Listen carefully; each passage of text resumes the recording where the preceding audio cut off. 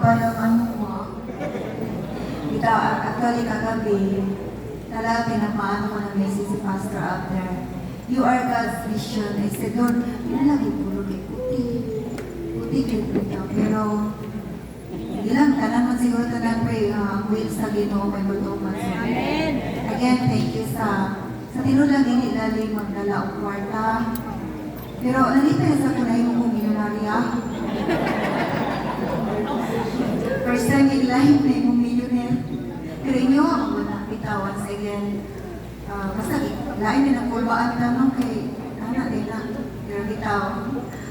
Thank you once again. Abala na, abala. Thank you.